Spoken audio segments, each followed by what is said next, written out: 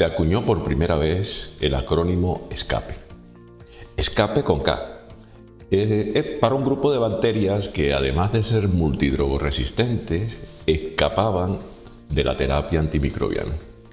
Por aquel entonces se observó que este grupo de bacterias eran prevalentes como agentes causantes de infecciones asociadas a la atención médica, y esto hizo que a partir de entonces se le prestara atención a este grupo de bacterias, a las cuales llamaron desde entonces patógenos escape.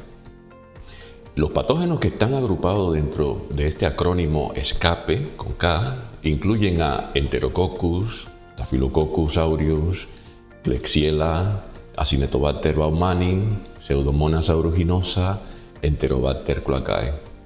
Y si se fijaron en la portada de este episodio, hemos incluido una doble E al inicio de este acrónimo para incluir a Escherichia coli. Escherichia coli es actualmente el germen más frecuentemente aislado dentro de las infecciones nosocomiales, y muchos de ellos, de estas cepas, producen beta-lactamasas de espectro extendido, es decir, son BLE. De manera que, como pusimos en la portada, el acrónimo quedaría de la siguiente manera: ESCAPE. Bienvenidos a este nuevo episodio de nuestro podcast bio de MILLab, y en el episodio de hoy hablaremos de uno de los patógenos de la primera letra de este acrónimo, con la E de Enterococcus faecium. La problemática de los patógenos que se integran dentro del grupo ESCAPE con K es que han ido estos patógenos desarrollando multiresistencia a la mayoría de los antibióticos en uso clínico hoy día, lo cual causa que las infecciones provocadas por estas bacterias sean muy complicadas de tratar, y especialmente complicadas en el ámbito hospitalario, donde afectan principalmente a aquellos pacientes que son más vulnerables, los inmunocomprometidos, por ejemplo. Existe una gran variedad de mecanismos por los cuales las bacterias pueden adquirir esta capacidad de resistencia, como pueden ser la destrucción de las moléculas del antibiótico, alteraciones de la síntesis de la pared celular o la expulsión de los antibióticos. Cada uno de estos mecanismos podría ser tema de futuros episodios, pero seguramente que si entendemos cómo es que ocurren esos mecanismos de resistencia, posiblemente en el futuro podríamos desarrollar estrategias para intentar paliar de alguna manera el efecto de dichas infecciones. Bueno, pero hoy vamos a hablar de Enterococcus. ¿Sí? Empezamos con una de las E y posiblemente en futuros episodios hablaremos de las otras letras de este acrónimo. Bueno, el término Enterococcus es originario del griego enterón, que significa intestino, y coco significa baya, grano, redondo. Morfológicamente los enterococos son difícilmente distinguibles de los estreptococos, por lo que inicialmente se clasificaron como microorganismos pertenecientes al grupo de los Streptococcus. De hecho, muchas veces te lo puedes encontrar en algunas literaturas dicho que son Streptococcus del grupo D de Langefield.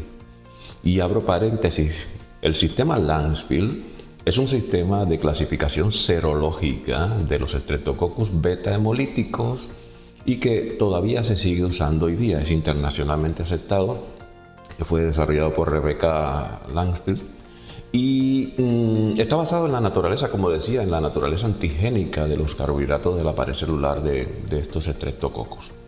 Así, por ejemplo, tenemos los del grupo A, que son los que incluyen a Streptococcus pyogenes, los del grupo B al Streptococcus agalactides, el grupo C a X, o sea, Streptococcus equisimilis, y en el grupo D, donde antes se agrupaba a Enterococcus, ¿sí? Enterococcus fecalis, por ejemplo. Sí, hay muchos tipos de Streptococcus, por ejemplo, el grupo E incluye al mutans, pero en la actualidad ya se ha sacado del grupo de los Streptococcus, de este grupo, de esa clasificación Langefield, a los Streptococcus, Enterococcus, porque son realmente una especie diferente, igual que también se han sacado a los lactococos también, porque también son una especie diferente de los Streptococcus. Cierro paréntesis. Decíamos que morfológicamente los enterococos son difícilmente distinguibles de los estreptococos, pero son diferentes, ¿sí? Los enterococos son bacterias gram positivas, anaerobias facultativas y que suelen aparecer en parejas o cadenas cortas.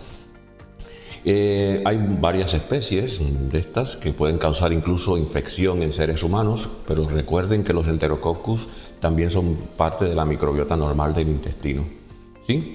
Pero hay algunas características que las hacen diferentes de los estreptococcus, como por ejemplo la capacidad de hidrolizar esculina, la de crecer en presencia de altas concentraciones de sal o de bilis, ¿sí? Por ejemplo, esto que estoy hablando son características que seguramente vamos a explicar algún día que expliquemos los medios de cultivo con que aislamos Streptococcus y entonces veremos que se repetirán siempre estas características.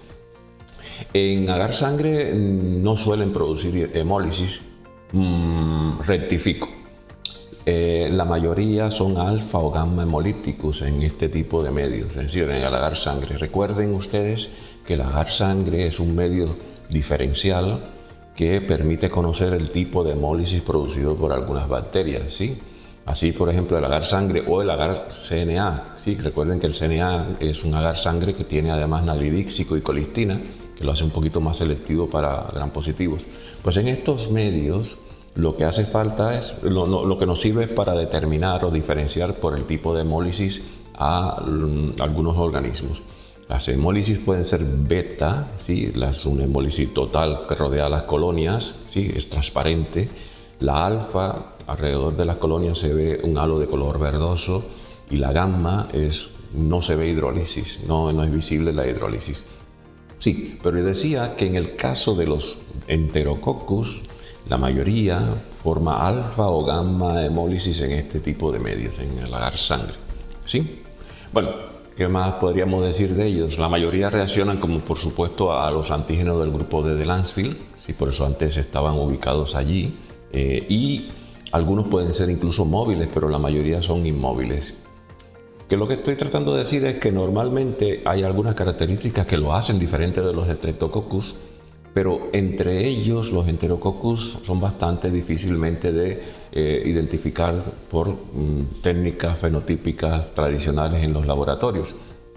Hay muchos rasgos que no son comunes a muchos de ellos y por tanto la identificación normalmente es una identificación al principio presuntiva en el laboratorio, por supuesto, como hemos dicho antes, que crezca con una concentración de sal de 6,5% a 45 grados, que hidrolice la esculina, que dé positiva la prueba del LAP, o sea que eso es una peptidasa, ¿sí? Leucina aminopeptidasa, o positivo a la prueba del PIR, que es la aril amidasa.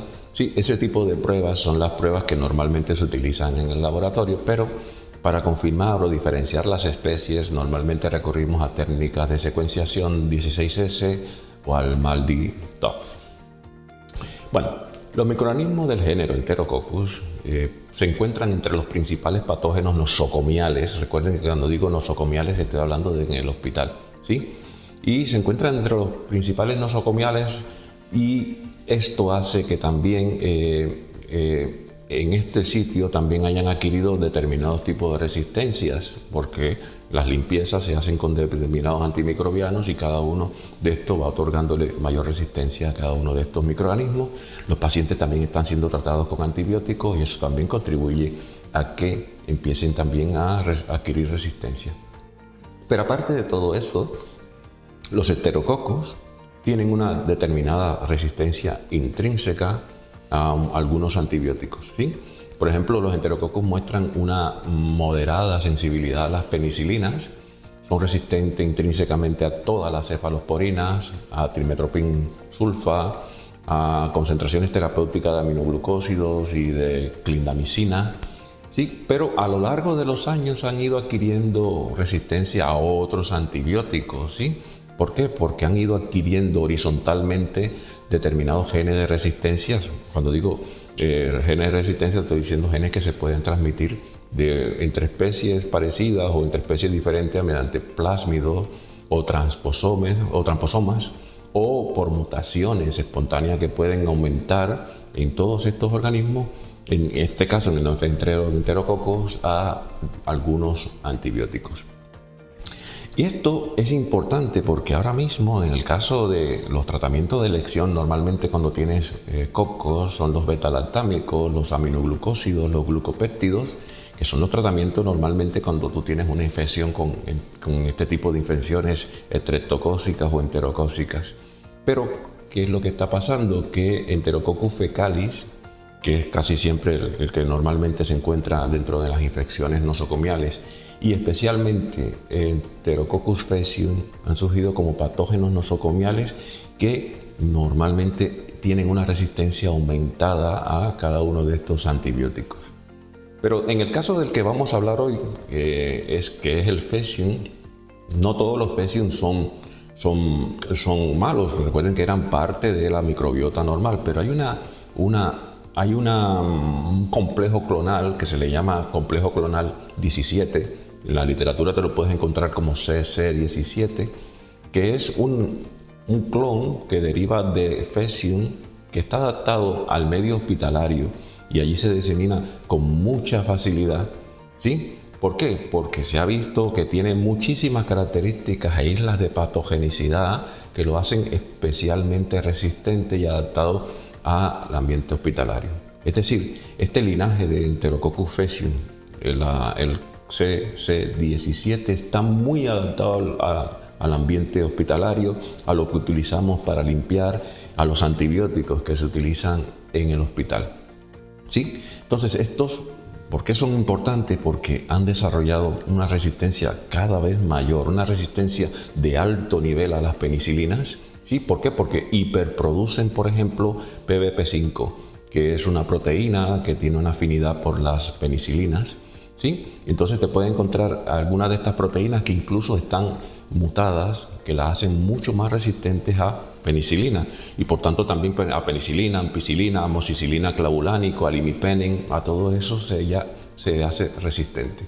De hecho, incluso se han encontrado, aunque es un poco más raro, algunas cepas de este tipo de clonal de Enterococcus que también producen beta-lactamasas, que se parecen muchísimo a las beta-lactamasas que producen los estafilococos. Sí, entonces esta beta-lactamasa que producen estos enterococos, que es una beta-lactamasa que es constitutiva, que recuerden que en Staphylococcus aureus, como hablaremos en próximos episodios, la producción de beta-lactamasa normalmente es inducible. ¿Sí? En este caso es una beta-lactamasa constitutiva. Pero esto que hace que también sean resistentes a penicilinas, a aminopenicilinas, como es el caso de la ampicilina, a las ureidopenicilinas, como la piperazolina. ¿Sí? Por tanto, tienen este problema y a veces se han encontrado cepas de esta característica, aunque no son las más comunes. ¿Sí? Pero de toda la resistencia, la que más llama la atención de estos enterococcus es la resistencia a glucopéptidos. ¿Sí? Un enterococo resistente a vancomicina es un patógeno muy problemático en el hospital. Y entre los enterococcus, el caso de Enterococcus faecium es muy importante esta resistencia. Y es una resistencia que comenzó a observarse por allá en la década de los 80 del siglo pasado, coincidiendo con el uso de la vancomicina frente a Staphylococcus aureus resistentes a meticilina. ¿Sí? Luego esta pasó, como decía, de manera horizontal a los enterococcus y por tanto se han hecho resistentes también a los glucopéptidos. Ya por lo demás, también han visto la resistencia de este tipo de enterococcus de un tipo nivel bajo, moderado, a los aminoglucósidos, que recuerden que los aminoglucósidos se usan en monoterapia, por tanto ya estamos diciendo que estamos perdiendo una posibilidad de tratamiento.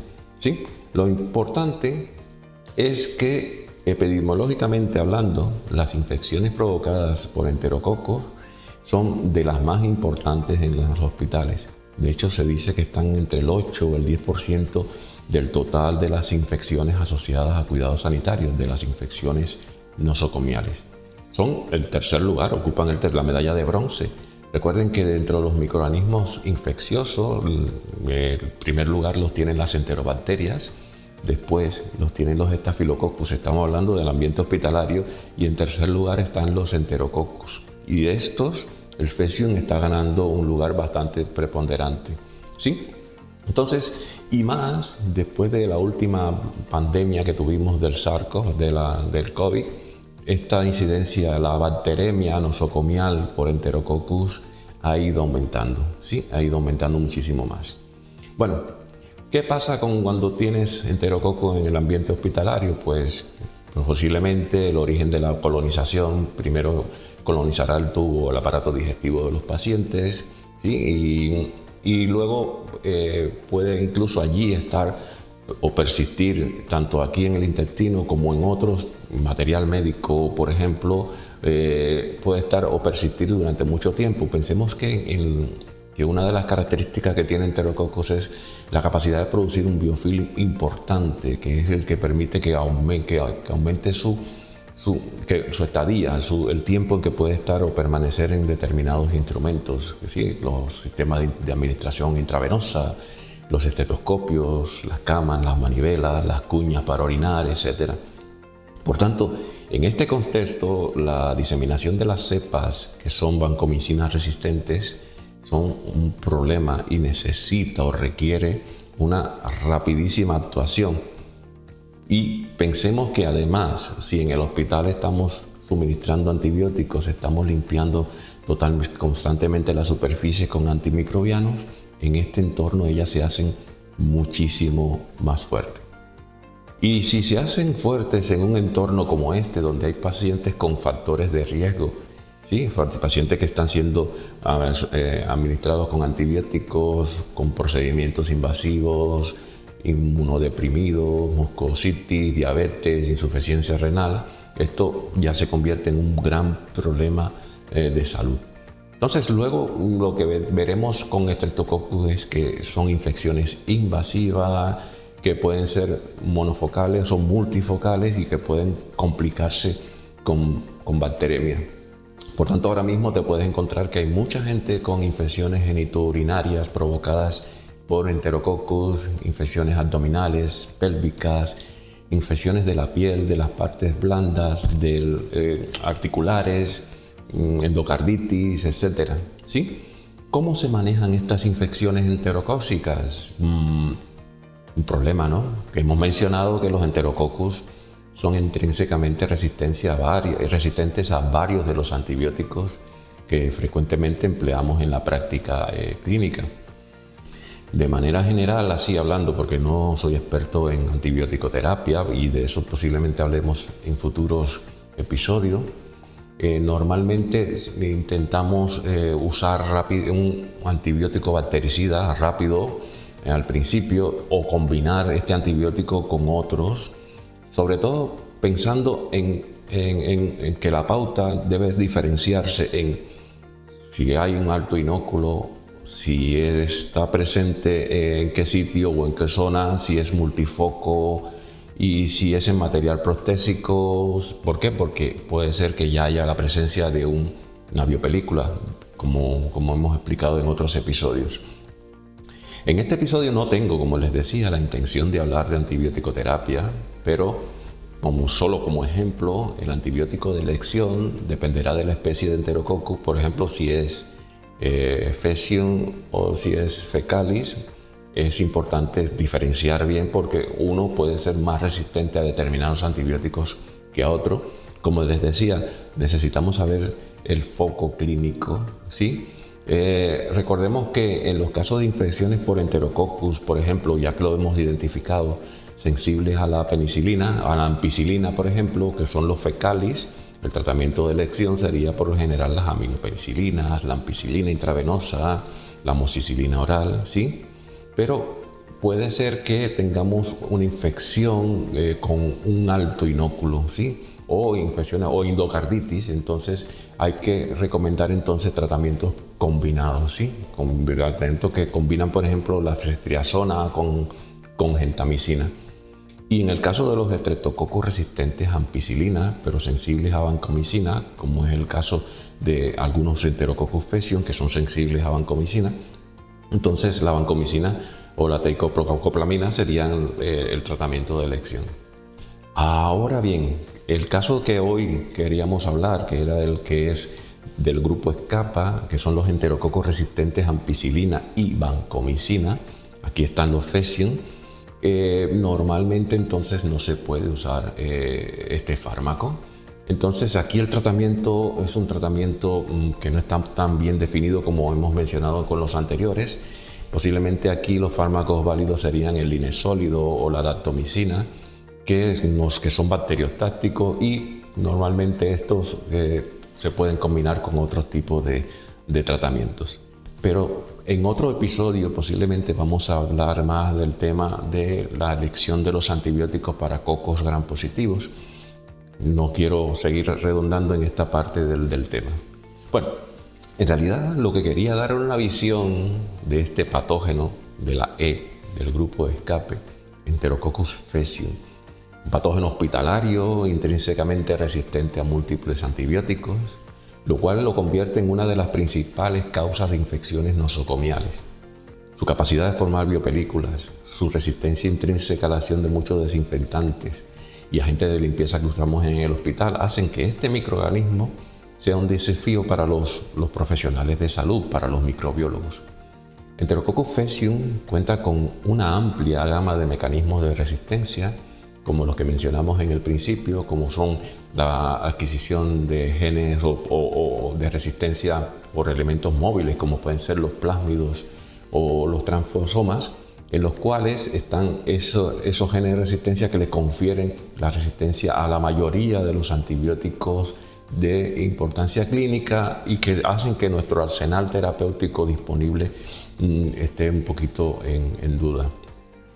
En cuanto a la identificación del Enterococcus faecium, hemos enfatizado en la importancia de las técnicas moleculares y de la espectrometría de masas para una identificación precisa, y por eso es importante, porque después esto hace que nosotros podamos ver qué perfil de resistencia intrínseca podía tener y qué tipo de terapia combinada podríamos utilizar para tratar adecuadamente y oportunamente una infección con este microorganismo.